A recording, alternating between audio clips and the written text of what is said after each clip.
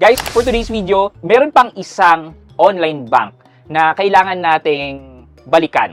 Well, isa siya sa mga bank sa ginamit ko previously, year 2024 and early 2025. And isa siya sa inadvocate ko dati.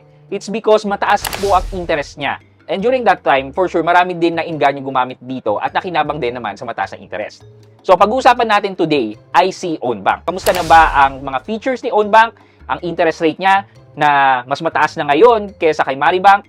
Okay na ba ang app niya? Kung kamusta na ba si Ownbank for 2026? Okay pa ba siya? Samahan niyo ako, pag-usapan natin yan. Sit back and let's discuss. Coming right up.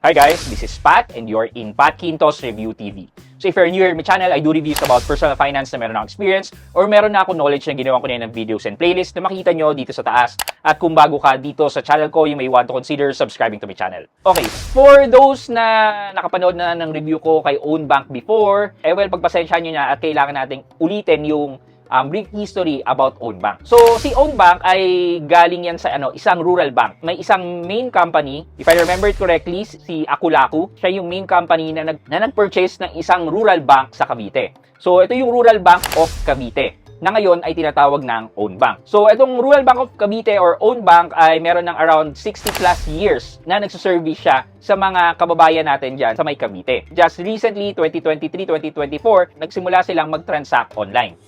And yun nga, isa sa panghatak ng mga customer nila ay ang 6% interest per annum na eventually bumaba to 5 and hanggang ngayon ay nasa 3.8% na ang interest na binibigay niya sa savings without doing any mission. So yun yung unang feature niya. Taas na interest niya. Actually, mas mataas pa ang interest niya kay Maribank bago magkaroon ng update si Maribank dahil 3.5% lang si Maribank.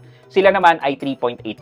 So, kung interest at interest lang, yes, mas mataas ang interest ni Ownbank. Number 2 feature na kailangan nyo malaman kay Ownbank ay ang free bank transfer. Yes, free po ang bank transfer ni Ownbank. Wala po silang sinasabing limit kung up to ilan. So, I guess, and I assume na unlimited siya or possibly merong limit pero hindi lang natin alam. Third thing na kailangan nyo malaman kay Ownbank is daily crediting ang interest ni Ownbank. Katulad ni Maribank na everyday mo rin makikita ang net interest ng pera mo na nilagay kay Ownbank. Thus, mas motivate ka talaga mag-ipon. Number 4 is meron din silang personal goal. Ang tawag sa personal goal nila ay Own Wish na mas mataas ang interest versus sa regular savings nila.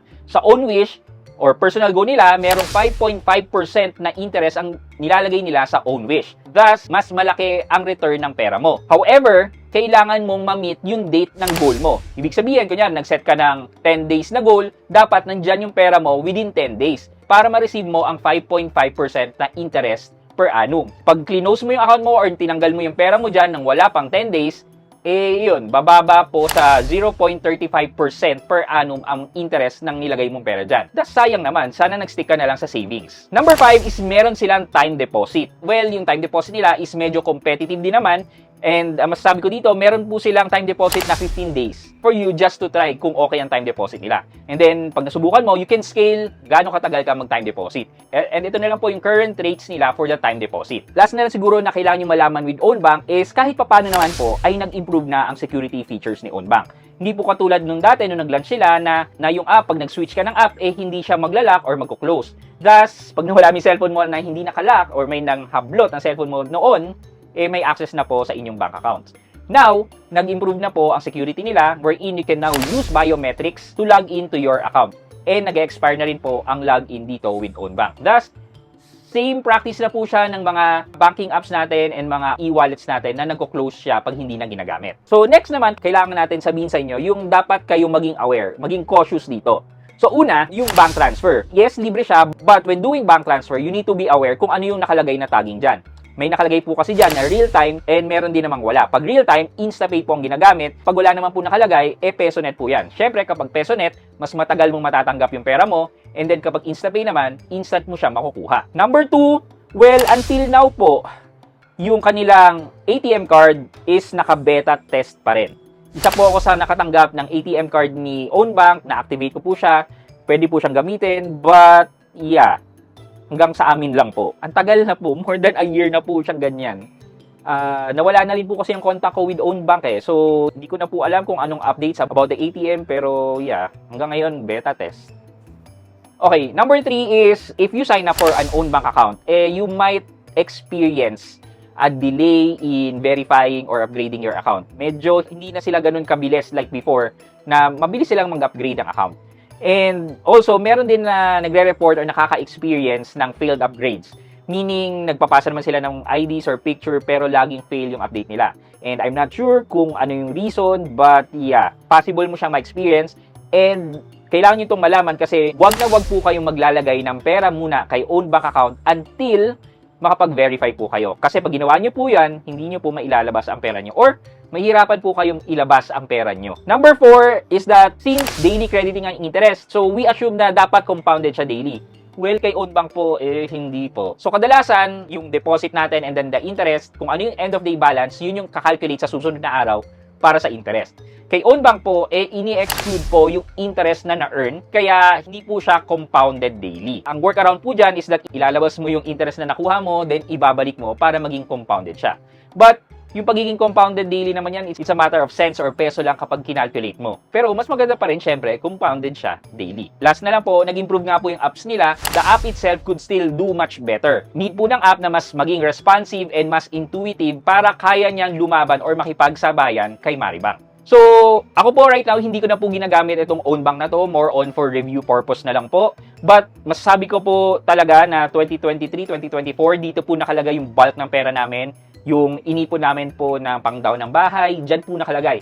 And kung mapapansin nyo po, ito po yung na-earn kong interest dito po kay own bank. Though 75% po dyan ay galing sa rewards. And only 25% or 100,000 po yung kinita ng pera ko dito kay own bank for some time din naman. Yeah, ako, kung tatanungin nyo ko, okay ba si own bank this 2026? Okay naman po siya in terms of security. Yes, masasabi ko kahit paano secure naman ang pera nyo. May mga lapses nga lang po talaga, lalo na po sa registration or onboarding. Pero once na magamit nyo yan, may experience nyo naman po yung mga benefits na sinasabi ko kanina. Ang downside na lang po siguro dito is hindi po siya ganun ka feel homey or intuitive na katulad ni Maribank. Thus, the edge is still kay Maribank and customer loyalty na rin na build na kay Maribank. So, for question of the day, aware po ba kayo sa difference between compounding and simple interest? Kung oo, ano mas maganda sa dalawa? Let me know sa comment section sa baba for your chance to win 1,000 pesos sa ating weekly GCash giveaway. Yun lamang po for today's video, but before we end this video, mag-shoutout po muna tayo at shoutout kay Lynn Del Valle at Lynn Del Valle 6433. Ang sabi po niya, kakapanood ko lang ng video mo about Maribank. Ginamit ko po ang code nyo. Wow, thank you po. Kay Miss Lynn Del Valle, shoutout po sa inyo. Thank you so much po for watching and supporting my videos and use my Maribank referral code. Dun po sa mga wala pang Maribank, you can use my referral code, PATKINTO. Again, thank you so much po and also more power din po sa inyo. I hope you can like this video, leave a thumbs up, and if not, wala na ng problema dyan, but continue to support me by subscribing to my channel by clicking the subscribe button and also the bell button sa tabi ng subscribe para makareceive kayo ng latest notification sa lahat ng upload ko. Again guys, this is Pat Quinto and you're in Pat Quinto's Review TV. Bye-bye!